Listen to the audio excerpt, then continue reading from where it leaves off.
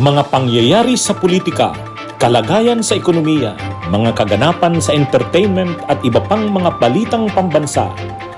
Pinas Update, maging updated sa balita upang maging makabuluhang mamamayan ng ating bansa. Umarangkada na ang street dance competition ng Sinulog Festival sa Cebu ngayong araw. Umani naman ang batikos online ang paggamit ng Sinulog beat sa ilang TikTok videos na malaswa raw ang dance steps.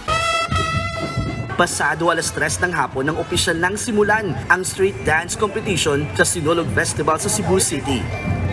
Nagpasiklaban sa paghataw ang 18 kalahok sa Patimpalak mula Kapitolyo hanggang sa Cebu City Sports Center. Babunggahan sila sa magagarbong costumes at props. Meron ding nagagandahang float na kinagigiliwan ng libo-libong turista. May mga bata ring nagdamit Santo Niño bilang pagpupugay. Pero sa kabila ng kasiyahan sa sentro ng pista, nagkakagulo naman ang ilang netizens online.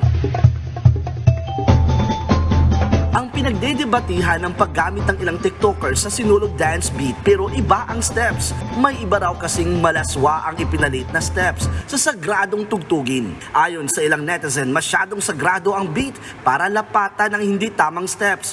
Hirit pa ng isa, pambabastos ito sa cultural dance ng Cebu. Komento naman ng ilan, wala namang masama sa paggamit ng Sinulog beat pero sana raw maayos ang pananamit at ang steps. Hanggang ngayon, pinag-uusapan pa rin ang ginawa ng Sinulog Dance Challenge na ito. Ang pamunuan naman ng Basilica Memorial del Santo Niño, walang isyo sa pagsasayaw. Pero sana raw pag-isipan ang bawat desisyon at respetuhin ang pananampalataya ng bawat isa.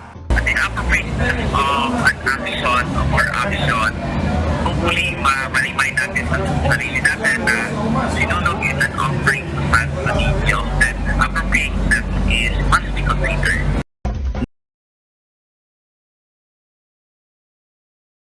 Nabalot ng kontrobersya ang Sinulog Festival sa Cebu nang magdamit Muslim ang ilang performer. Giit ng Bangsamoro community, hindi tama yan.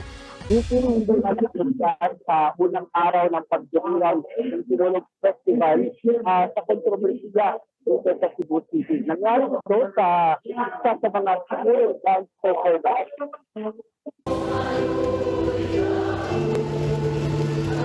Parang umaalon ang libo-libong debotong nakiisa sa misa sa Basilica Memorial del Santo Niño sa Cebu City kahapon. Bukod sa mga Cebuano, marami ring turistang dumayo. At pagkatapos ng misa, na Sinulog sa Cebu, Philippines 2024, still one Cebu Island open!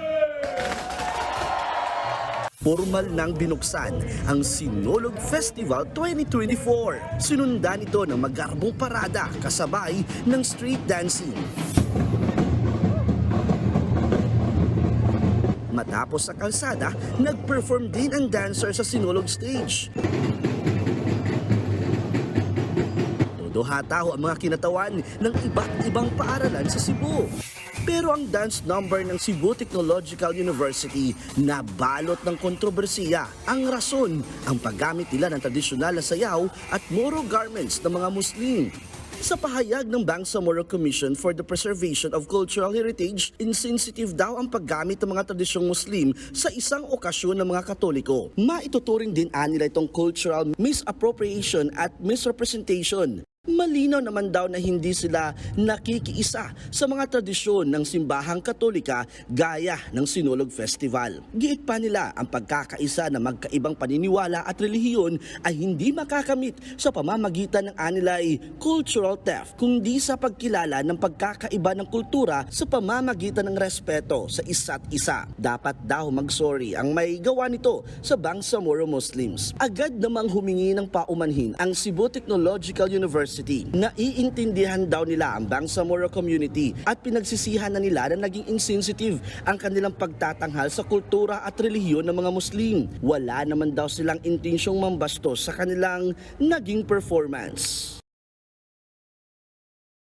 Pinas Update, maging updated sa balita upang maging makabuluhang mamamayan ng ating bansa.